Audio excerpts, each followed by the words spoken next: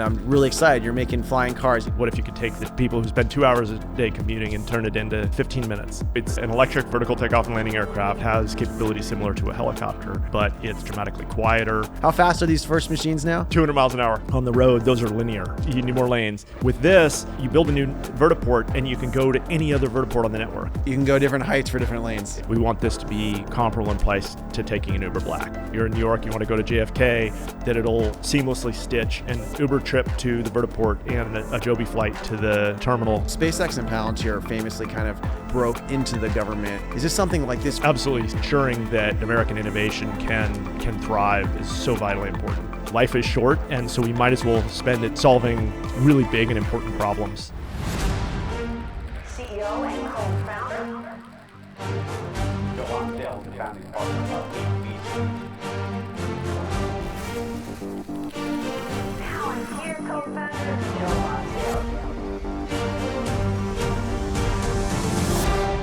My friend JoeBen's been working on flying cars for about 20 years. This has been an idea that's coming for a long time. It seems like we're really close. They're working closely with the Trump administration, and the FAA is moving fast. JoeBen's now raised billions of dollars. He's scaling up manufacturing for groups like Toyota, preparing to launch in Dubai, preparing to launch in America very soon. Is this as big a deal as the automobile? JoeBen thinks it is. He thinks our lives are going to change dramatically in the next 2 years. Let's hear from him about Joby Aviation. Welcome to American Optimists. Excited to have with us here today JoeBen, who is CEO of Joby Aviation, a good name for a company. I was an early investor in Joby, and I'm really excited. You're making flying cars. You know, I think Peter Thiel had a catchphrase in 2011. I think he said we wanted flying cars, and instead we got 140 characters. Did you ever think about that when you were building this company? Absolutely. It was absolutely inspiring to think about being able to transform the way we move around. And first, I'd just love to say thank you so much for your support for so many years now, coming on a decade, and having partners like you on this journey has just been invaluable. I think when we look big picture at what we're trying to accomplish, we want to usher in the first transformation in the way people move around on a daily basis that we've had since the advent of the automobile, and the implications that has on life and the productivity of our societies, I think, is really exciting. It's a really big jump. I actually tried to bring Peter and his guys in when I first got involved. Unfortunately, I don't think they got very involved, but it's definitely an inspiring idea. Since then, you've obviously raised, I think it's been a couple $1 billion. I think there was recent news on Toyota coming in again and backing you guys. So this is a big public company now. Tell us about the product. It carries 4 people plus a pilot. It has six rotors. What does it do? Yeah, so it's an electric vertical takeoff and landing aircraft. So it can take off and land vertically, but then transitions and flies on a wing very efficiently. And what this means is that we're able to build aircraft that has capabilities similar to a helicopter, but it's dramatically quieter. It's has redundancy across all of the systems. There's double redundancy, right? If you lose 2 rotors or any 2 batteries, you're fine, which is pretty. So the idea is to be extremely safe. Exactly. In fact, we've got 2 aircraft down at Edwards Air Force Base, and with those aircraft, we've been able to demonstrate the incredible robustness, and we've intentionally shut off lots of different systems on the aircraft and demonstrated in flight that piloting the aircraft, there's no change in piloting the aircraft. So it's transparent to the pilot even after you've had failures. And so again, putting layer on layer of redundancy across all the different systems.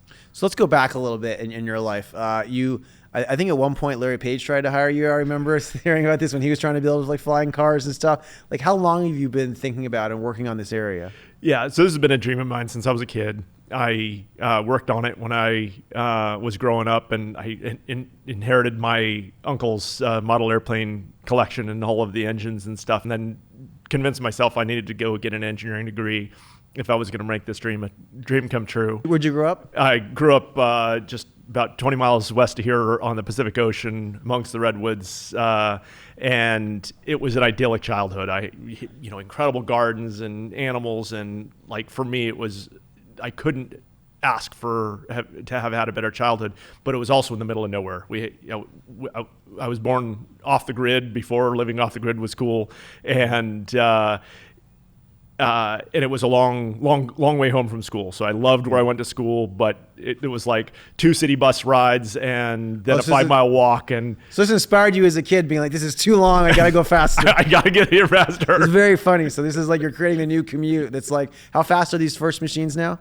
It's 200 miles an hour. 200 miles an hour. So you're thinking about this since you're a kid, obviously, and you love airplanes. Where'd you get your engineering degree? So undergrad at Davis and then grad school at Stanford. When I was doing my undergrad, I had the opportunity to work on electric VTOL for the first time. So a company I was doing an internship with was building combustion VTOL, but they also were building electric VTOL for doing inspections. So like the first quadcopters, 1993, Wow, so these are kind of early drones, basically. Exactly. Yeah. And so I did a bunch of research on batteries and what the progression of battery chemistries was looking like. At that point in time, we were running NiCad and nickel metal hydride batteries. So that's 32 years ago. How much lighter are their batteries for the same power storage these days? So at that point in time, we were 40 to 50 watt hours a kilogram. Now we're more than 300 watt hours a kilogram. Wow. And there's cells in the lab that are up to 500 watt hours a kilogram, and prototypes coming that are over 1,000 watt hours a kilogram. Well, so 40 to 50 to 300 today, already seeing 500 pretty soon, and then 1,000. The current Joby machines we're testing, what are we using? What's density? Is that the 300? Exactly. Wow. So if you get to 1,000, it triples the range, basically. Well, it's even more than that because you hold a lot of the energy in reserve for contingencies. You don't need to increase the amount of reserve that you hold. Yep. And so if you double the energy in the battery, you're actually probably getting 3 times the range. Amazing. So right now the range is going to be like 200 or 150. So it's we'll be launching on routes of up to 100 miles. Got it. So because there's lots of contingency, you're really keeping it super safe. If something goes wrong, you just go pretty far to go somewhere else. And then last summer we demonstrated a 500-mile flight with the hydrogen electric aircraft, and so there's incredible capabilities when you look at hybridizing, whether it's turbine electric or hydrogen electric, for taking the incredible safety that you get with battery electric or with electric propulsion, the acoustic signature you get with electric propulsion, and extending the range and capabilities. So jumping back into because I was just so fascinated by the product, I love talking about it. So hydrogen, how much more energy dense is hydrogen than the batteries? Like what's the ratio there? How do you think about that? Hydrogen is 100 times higher specific energy than today's batteries. It's 3 times higher specific energy than jet fuel. So if you care about building an aircraft that can fly long distances or can stay in the air for a long time, hydrogen is a total game changer. And we all were like brainwashed from this 90-year ago Hindenburg disaster where the hydrogen blew up, and I think of hydrogen, I think of like, oh my God, I'm going to explode. And so why is that the wrong reaction? Well, so the interesting thing about the Hindenburg was actually the envelope. It was the fabric that covered it that burned. And the hydrogen is so light that it convects incredibly rapidly. So it's actually not. It didn't actually explode, the hydrogen. No, it was just the fabric burning. I didn't realize. I always assumed the hydrogen somehow exploded. Oh wow, that's really crazy. I have a friend who, I shouldn't mention his name, he was like a prince in Germany, and I think his ancestor was part of like the people who funded this, because it was all the aristocrats in Germany, of course, at the time, who were creating this new thing, and it totally destroyed that mode of travel, which I think is too bad, because it could have been interesting if they got it right. But there's phenomenal work going on. You look at Sergey's got a company close to here, Lighter Than Air Ventures, that's doing spectacular work on lighter than air aircraft, which could be very fun. But why is Joby the answer to? So you're saying you want to change how everyone gets around. This is not just for like rich people to have fun. Like, why is this thing scaled to everyone? Yeah, so I think of where we are today as similar to where automotive was in the late 1890s, and where we were building tens and then hundreds of cars per year. And then as we drove that manufacturing scale, that allowed us to bring the price points down. So as we launch the service, we want this to be comparable in price to taking an Uber Black. Yep. And then as we drive that manufacturing scale and get to hundreds and then thousands and then tens of thousands of aircraft per year, and really leveraging the manufacturing muscle, then we want this to become as affordable as driving. And you've taken on obviously a ton of really hard regulatory, really hard engineering challenges. One of the hard challenges here is just manufacturing at scale. I guess Toyota has announced recently like even more investment in you guys. Is that a big part of solving that and like learning how to scale this up? Absolutely. Having the world's leading automotive company that's known around the world for incredible quality, incredible reliability, and a real attention to detail. Having them deeply integrated with us has been very, very valuable. And then as we look to this manufacturing ramp, they build roughly 10 million automobiles a year of the 100 million automobiles that the world builds every year. So 10 million cars. It's a very complex machine.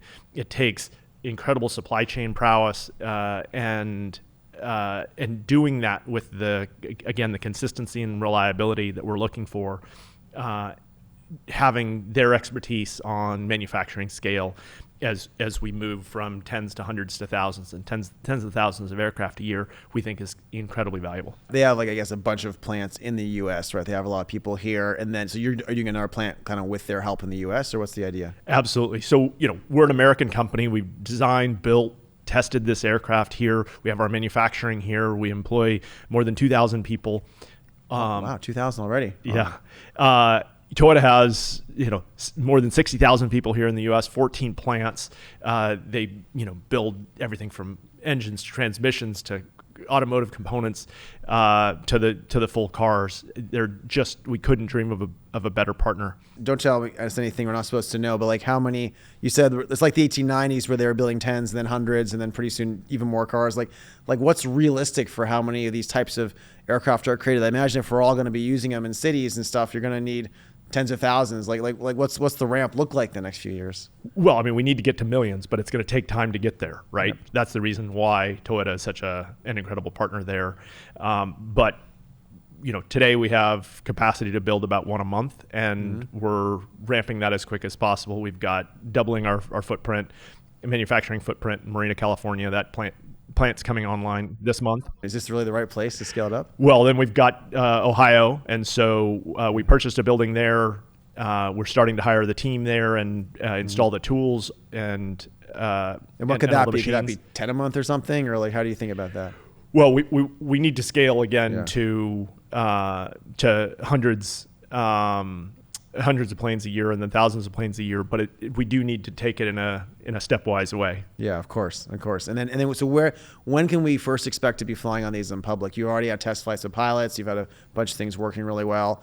Obviously safety is key, and you've done really well there. I hear rumors Dubai could be the first place. Is that what's the timing on that? Maybe end of the year, or what are you thinking? Yeah, so we've shipped the first aircraft off to Dubai. We're going to have it there doing hot weather testing this summer. And I guess it is really tough when it's hotter. Things don't have as much lift, huh? You have to put more power into the propellers in order to generate the same amount of thrust.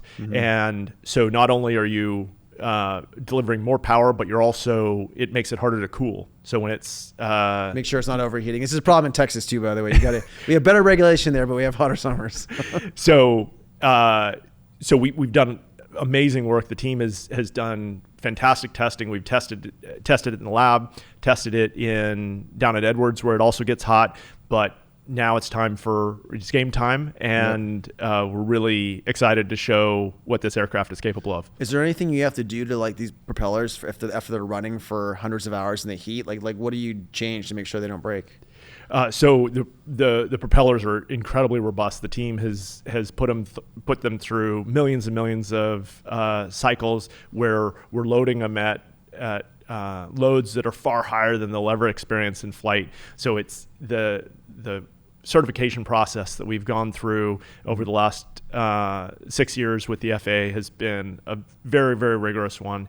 And it, again, is the foundation upon which the incredible safety that we've designed into this aircraft is built. Is there anything you changed like 3, 4, 5, 6 years ago based on what you learned to like make it even more robust? Like what are the types of things you learn as you do these crazy tests over time?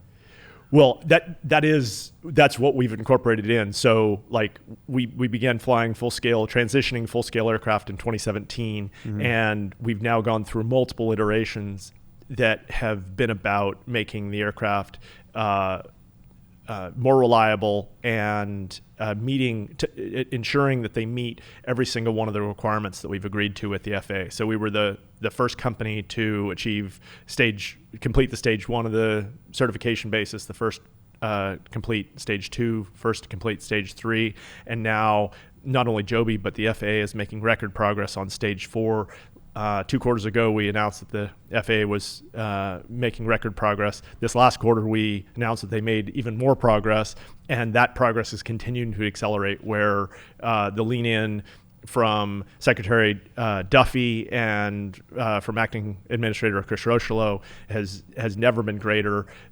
They are laser focused on ensuring that the U.S. leads in this next really critical age of aerospace. I love it. How many stages are there? Is stage 4 the last stage? Stage 5 is the last stage, so we're closing in on finishing stage 4, beginning to make great progress on stage 5. What is stage 5? What does that mean?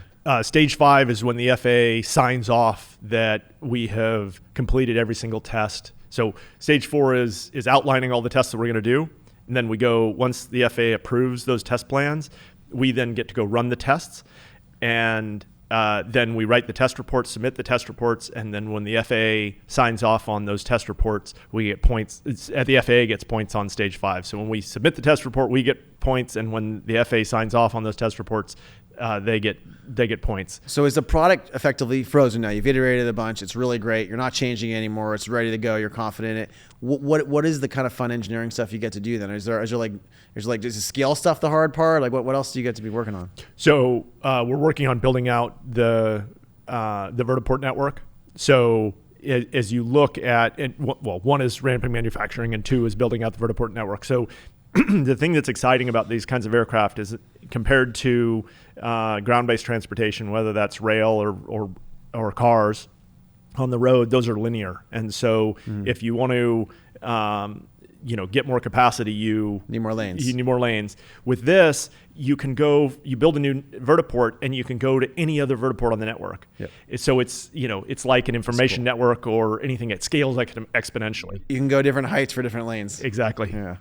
What are the rules? Tell our listeners. I assume it's similar to the airplane rules, where you go different heights for different directions. How does it work? We fit into the airspace just like every other aircraft does, but it's phenomenal that this administration is leaning in and really driving forward on revitalizing the air traffic control and expanding the capacity of our air traffic control system to prepare for this really exciting new future. And I love this administration is so forward. I think the last one was not too bad in FAA either, actually, despite their other obligatory issues. It seems like everyone's been pretty positive in general, or were there unreasonable things you had to deal with? So there was a bit of a curveball that we got thrown when they changed the regulatory framework under which we were going to get. What year was this? Around 2022. Previous administration had some things they changed to slow things down a bit.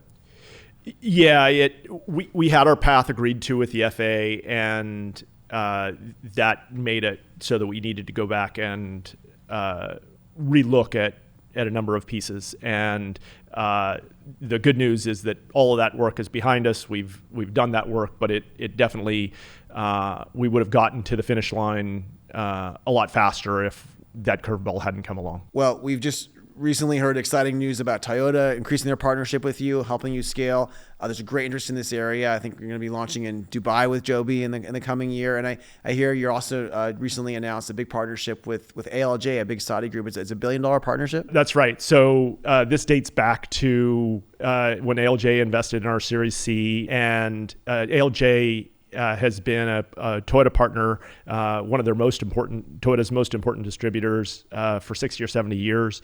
So they're very close on that side. ALJ is also one of a really fantastic technology investor, one of the earliest investors into Rivian. And so having them as a partner, they've been working alongside us as we've been building out the Saudi market over the past few years, and we're now formalizing that partnership, where we'll be working on the sales and distribution of aircraft in the kingdom, and also the support of those aircraft. And so there's a ton of different opportunities across Saudi for air taxi operations. Saudi is really leaning in. They're growing at a very rapid rate. Riyadh, the capital city, is seeing huge population growth, and therefore traffic is becoming very, very challenging. There's also incredible opportunities on the tourism side. ALJ is really our dream partner as we look to explore the opportunities in Saudi, and couldn't be more pleased with this initial tranche of $1 billion for the commercialization in Saudi. I love that you got there before China, and it's a very forward-looking kingdom, so that's going to be exciting to see what they do. I want to talk about, there's been like a little bit of interesting things in the background going on where I think a lot of people are jealous of Joby because you guys are the leader. When you're the leader, you get attacked. You get a lot of crap. And so I think you guys, like you said, you're first through, you're going to be the first to deploy. So other companies have been trying to throw shade at you. And so this has been interesting for me because I think I helped lead the first round, when you guys raised institutional capital with a couple other friends. And then later on, there were other funds. One fund that put $1 billion in is my friend, Michael Thompson, who I feel like I'm friends with both sides, but I'm kind of on the moderate right. I'm on the right. And Michael is on the right, and his partner, Reid Hoffman's on the left. And they put a ton of money in. And I think some people who are really jealous of you are trying to attack you because Reid's on the left. So they're trying to say, it's Reid Hoffman. We should stop them with the administration, which to me is like ridiculous. Like there's a lot of people behind your company on all sides. It seems like it shouldn't be political to try to like have like safe, like convenient, affordable ways to get around better, which we could talk about why it's good for society. But they've been going at you, and they've been trying to like write stories and get people, like journalists, to come after you to try to turn the administration against you. Like what's going on with this? Is it typical jealousy and sour grapes? Like is this something you expected? Certainly didn't expect it, and yes, I think that's true. I mean, we're a great American and success story.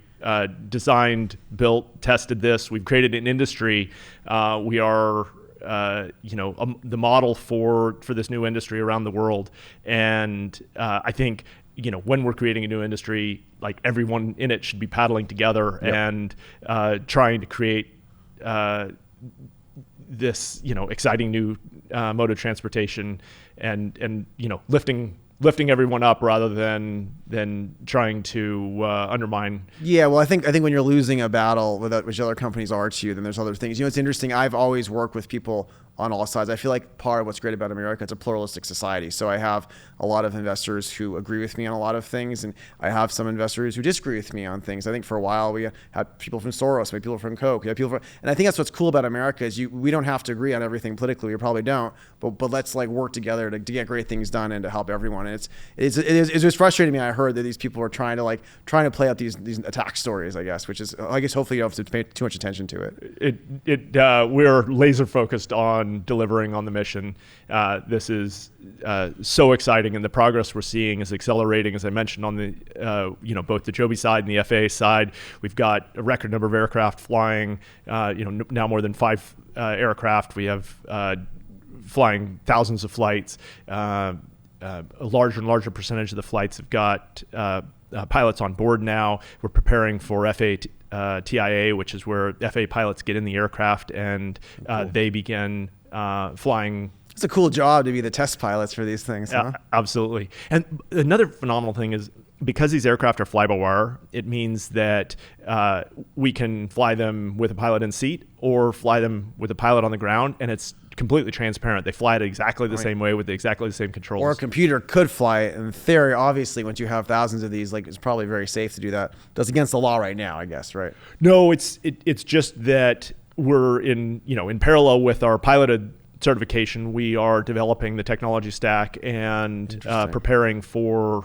autonomous operations. And so the regulations may support that if you show that it's safe already. Absolutely. And there's phenomenal progress that's being made by the FAA and the DOT on putting the framework in place for that really exciting future and for all sorts of new next generation aviation technologies.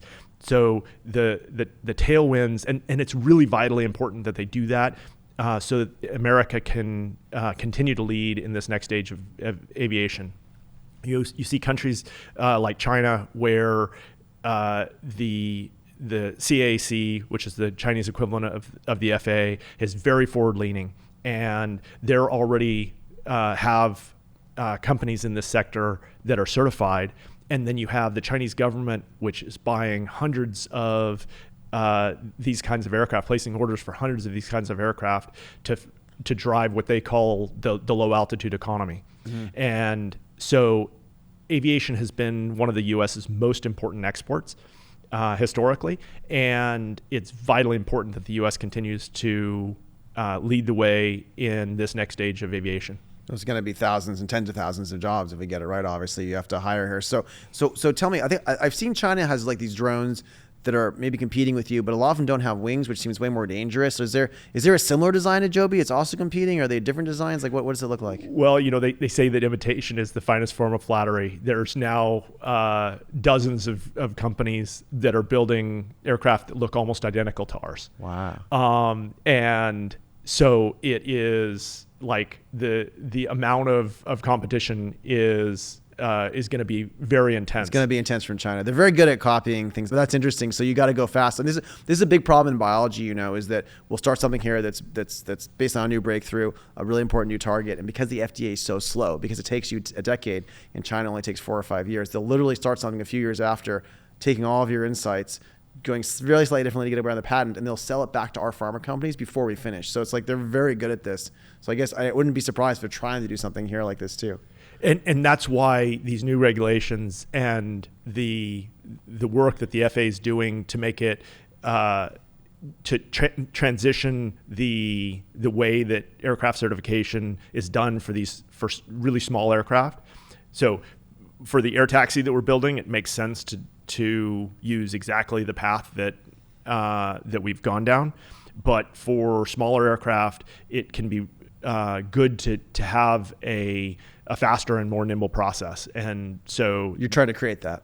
The FAA has built the rule set for that, and the DOT is making great progress on finalizing it. So that lean in and that ensuring that American innovation can thrive is so vitally important.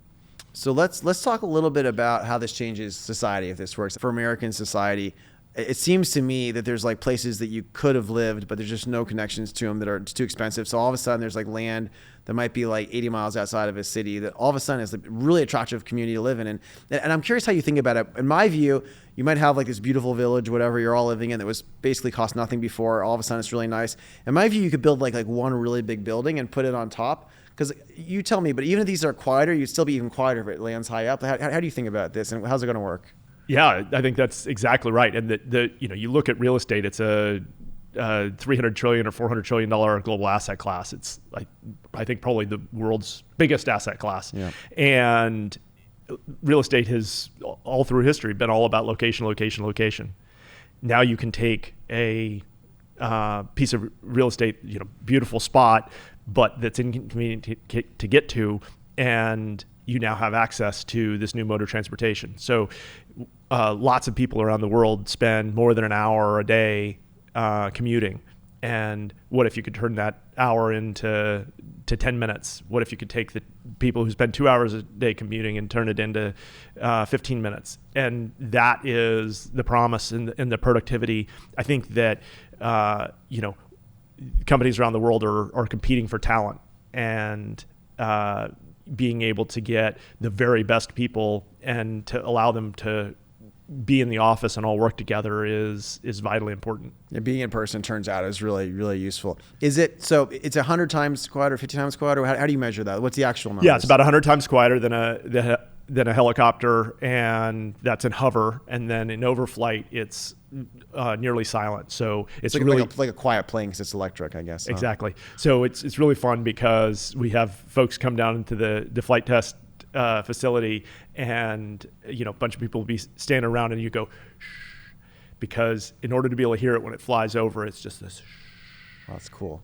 Which I appreciate, by the way, because they're going to be around everywhere. We don't want to like noise pollute the whole friggin' city. Yeah, and that's when it's flying over at less than 1,000 feet up.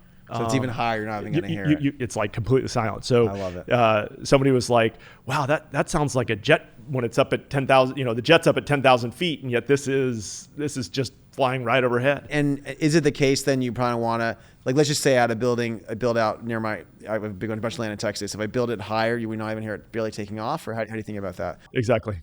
we're here in Woodside today because you're based nearby. Like, should we have like one big building in Woodside we can all land on? Is that a thing I could convince the neighborhood to do, and then it'd be convenient in like a few years? I mean, the aircraft we have today, it makes sense to have a few different takeoff and landing locations in Woodside. Yep. But where I want this technology to get to is where you can land, in a place like Woodside, you can land at home because it's so quiet that the neighbors don't even hear it. It's actually going to get even quieter. How do you do that? So we've been working on acoustics and really focused on acoustics since I founded the company 15 years ago. And our research team is very laser focused on continually progressing quieter and quieter aircraft. I guess we shouldn't tell the Chinese listening your secrets, huh?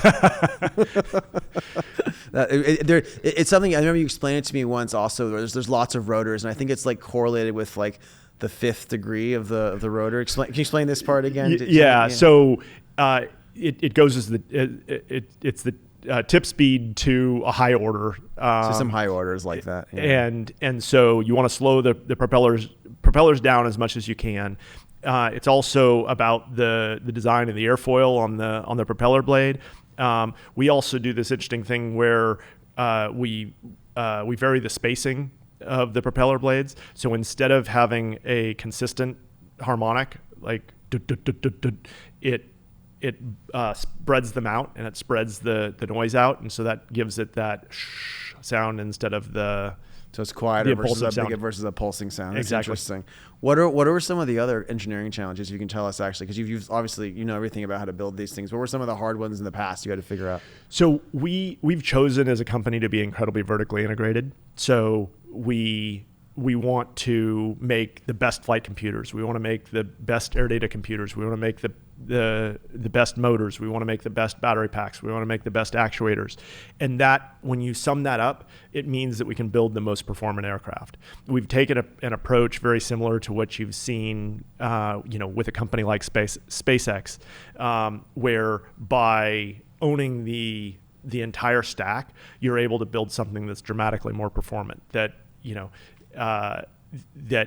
means that we can move people from A to B faster, more affordably, and safer, and more quietly. So is this like a very advanced Model T, and in 10 years it's going to be like even way better? Is that where the space is going?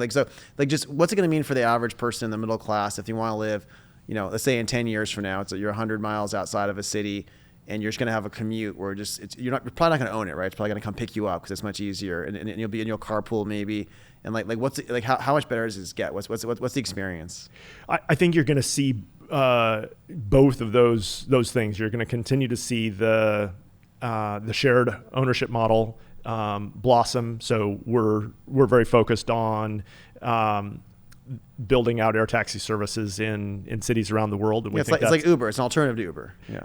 Well, we have an incredible partnership with Uber. So we have the partnership where they're a demand funnel, and where when you pull up the Uber app and you say you want to go to you're in New York, you want to go to JFK, that it'll seamlessly stitch an Uber trip to the vertiport and a Joby flight to the terminal all together in a seamless package. Also, we acquired the Uber Elevate team from Uber, and that is the foundation of all of the servers and the algorithms that run on the back end based on Uber's best-in-class architecture, and then also the app. And then we've continued to develop that. We've got an amazing team.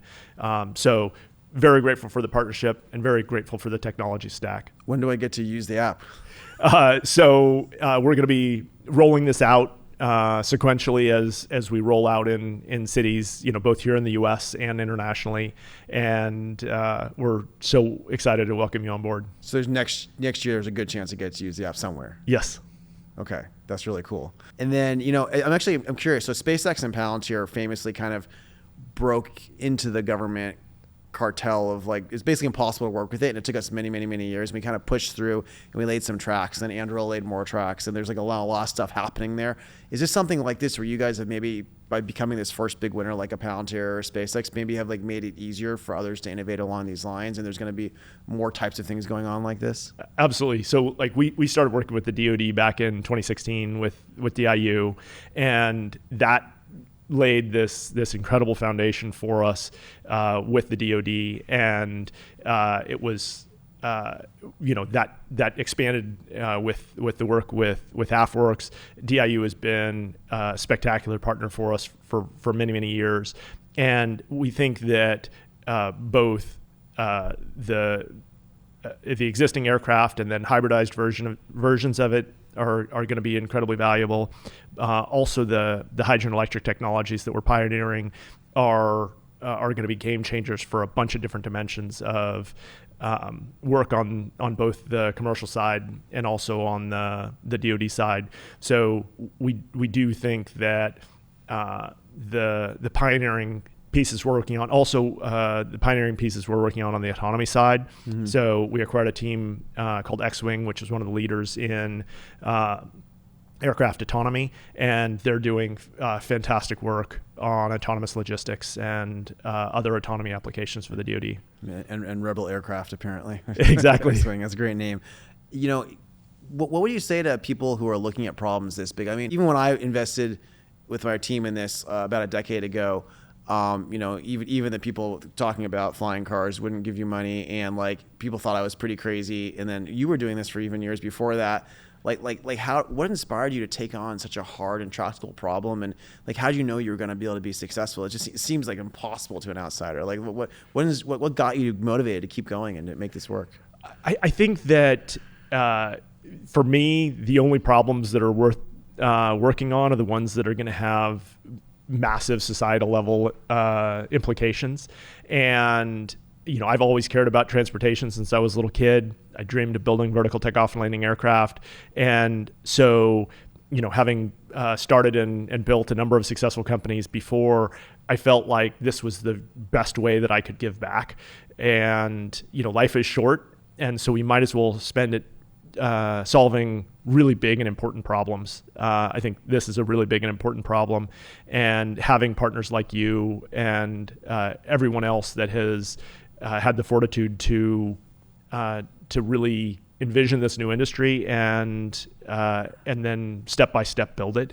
That's been an incredible journey. I'm so grateful. Were there any really strong negative people early on who are now admitted they were wrong or something? Or do you remember any doubters who got you down early on? I'm curious. Is that something, or do you just ignore that and you put it out of your mind?